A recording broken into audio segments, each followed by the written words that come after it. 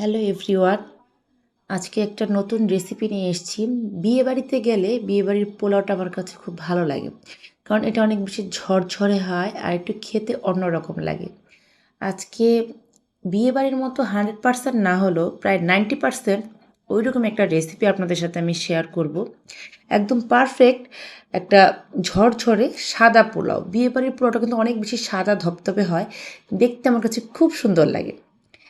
আমি সেই রেসিপিটা একজনের কাছে শিখেছি, অর্থাৎ একটা অথেন্টিক বাবুর্চির কাছে আমি শিখেছি। আজকে সেই রেসিপিটা শেয়ার করব।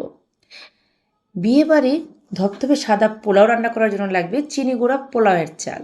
আমি এখানে 4 কাপ পোলাওয়ের চাল কিছুক্ষণ ভিজিয়ে রেখেছি। আমি যখনই পোলাও রান্না করি পোলাওয়ের চালটা একটু ভিজিয়ে রাখি। বাবুর্চিরাও অনেক সময় দেখবেন চালটা একটু ধুয়ে বড় একটা ঝাঁঝরির মধ্যে ওরা ঝরা দেয়, অনেকক্ষণ ভিজিয়ে রাখে, তাতে করে কিন্তু চালটা অনেকটা বেশি ঝরঝরে হয়। কড়াইতে আমি দিয়ে দিয়েছি সাদা তেল।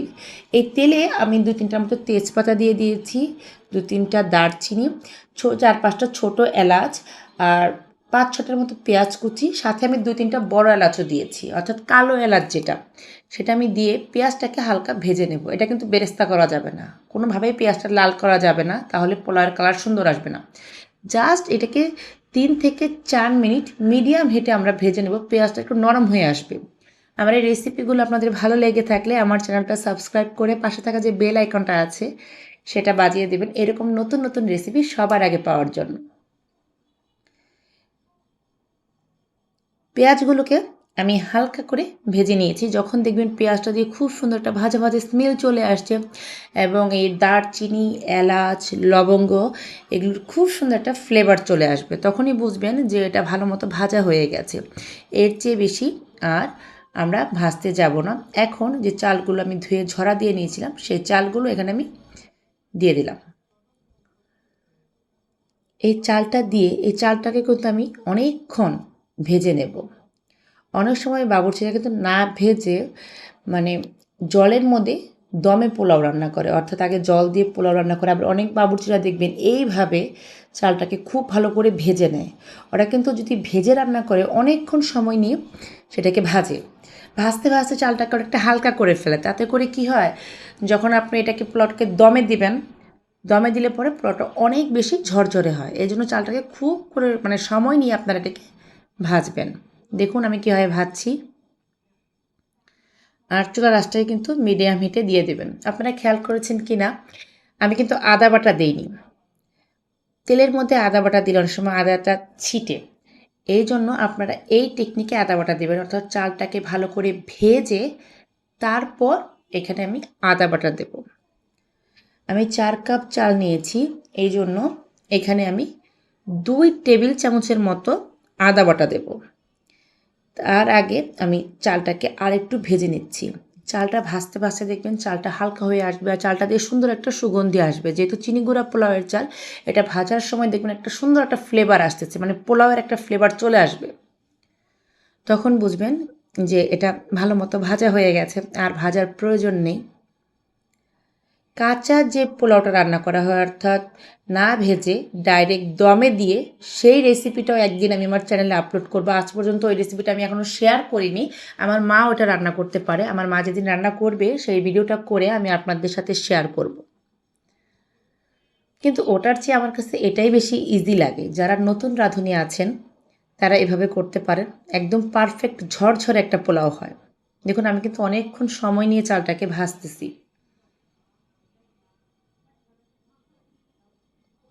আমি এই ভিডিওটা একটুও স্কিপ করিনি, যাতে করে আপনারা ডিটেলস ভিডিওটা দেখতে পারেন এবং বুঝতে পারেন। অনেক নতুন রাঁধুনি আছেন যারা হয়তো ইউটিউবের রেসিপিগুলো দেখে হুবহু বাসায় ফলো করার চেষ্টা করেন, আমি নিজেও করি। তো এতটা স্কিপ করে দিলে বা ফাস্ট করে দিলে আসলে ডিটেলস বোঝা যায় না। এই জন্য আমি ডিটেলসে আপনাদের সাথে শেয়ার করছি, যাতে আপনারা সুন্দরভাবে বুঝতে পারেন। এই যে এখন আমি এখানে দিয়ে দিলাম আদা বাটা। আদা বাটা দিয়ে আমি চালের সাথে খুব ভালো করে মিক্সড করে দিচ্ছি। এভাবে চালের সাথে খুব ভালো করে মিক্সড করে দিতে হবে। যখন এই পোলাওটা রান্না করছিলাম একদম মানে আপনারা বিশ্বাস করবেন না, এই চালটা ভাজার সাথে সাথে এত সুন্দর একটা গন্ধ বের হয়েছিল, মানে বিভিন্ন ধরনের গরম মশলা, লবঙ্গ, সাথে পেঁয়াজ, তারপর যখন এই যে আদা বাটাটা দিয়েছি একদম মানে একদম সে বাড়ির অথেন্টিক পোলাওয়ের যে একটা রেসিপি, একটা গন্ধ, সেই ফ্লেভারটা চলে আসছিল। আসলে রান্নার কিছু স্টেপ আছে, সেগুলো ফলো করে রান্না করলে রান্না আপনার হুবহু একদম পারফেক্ট একটা রেজাল্ট পাওয়া যায়।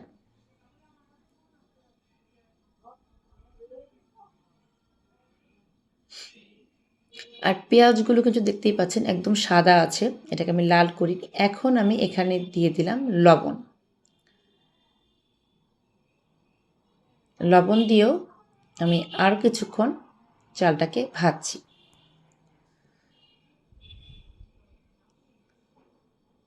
আর পোলাও রান্নার ক্ষেত্রে কিন্তু যখন আপনারা চাল ভেজে রান্না করবেন ফুটন্ত গরম জল দেবেন। আমি জলটা মেপে দেব। আমি আরেক চুলায় এখানে জল গরম বসিয়ে দিয়েছি। এখন আমি এখানে দিয়ে দিলাম চিনি। পোলাওটা একটু মিষ্টি মিষ্টি হবে, এই জন্য এখানে আমি চিনি দিলাম। চিনি দিয়েও আমি আরেকটু ভাজছি।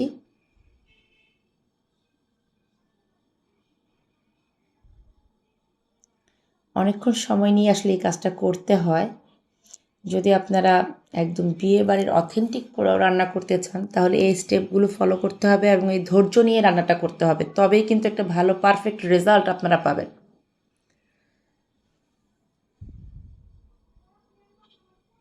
চালগুলো আমার ভালো মতোই ভাজা হয়ে গেছে। আমি চালটা মিডিয়াম আঁচে ভেজেছি, এজন্য আমার সময় লেগেছে বেশি। আমার 4-5 মিনিট সময় লেগেছে, কারণ হাই হিটে ভাজতে গেলে দেখা যেত চালটা পুড়ে যেত। আমি কড়াইতে ভেজে নিয়েছি, এখন আমি হাঁড়িতে এই চালটা ঢেলে নিয়েছি, যাতে করে হাঁড়িতে রান্না করলে সুবিধা হবে আমার জন্য। আমি জল মেপে দিচ্ছি। এই কাপেরই আমি 4 কাপের মতো চাল নিয়েছি, সেই সাথে আমি জলটাও ওইভাবেই দিচ্ছি। আমি কিন্তু ফুটন্ত গরম জল এখানে দিচ্ছি, আপনারা এভাবে মেপে মেপে দেবেন।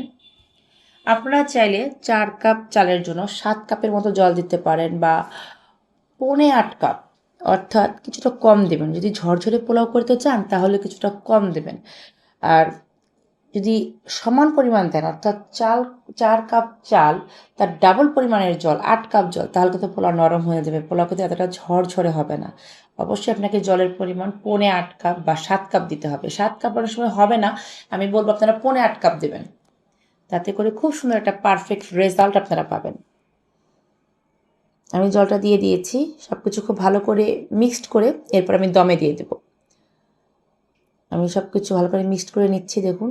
আর আমি কিন্তু এখানে একটু পাউডার মিল্কও দিয়েছি, গুঁড়ো দুধ দিয়েছি, আপনারা চাইলে লিকুইড দুধও দিতে পারেন। আমি গুঁড়ো দুধ দিয়েছি, দিয়ে এখন আমি এটাকে ঢেকে দিলাম। আমি ঢেকে দেবো 20 মিনিট।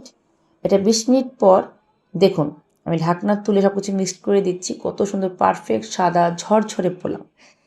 এই পোলাওটা আমার বাসার সবাই খুব পছন্দ করে, একদম ভিন্ন ধর্মী একটা রেসিপি। যারা বিয়েবাড়ির পোলাও খেতে পছন্দ করেন বা ওই ধরনের রেসিপি চান, তারা এই রেসিপিটা ফলো করে একবার ট্রাই করবেন, আশা করি আপনারা বুঝতে পারবেন। আর যদি বাসায় ট্রাই করেন আমাকে কমেন্ট করে জানাবেন আপনাদের কেমন লাগলো। এরকম নতুন নতুন রেসিপি পাওয়ার জন্য আমার চ্যানেলের সাথে থাকবেন, আমার সাথে থাকবেন। আমি আবার ফিরে আসবো খুব শীঘ্রই আপনাদের মাঝে নতুন একটা রেসিপি নিয়ে। সেই পর্যন্ত সবাই ভালো থাকবেন। ভিডিওটা ধৈর্য সহকারে দেখার জন্য অনেক ধন্যবাদ।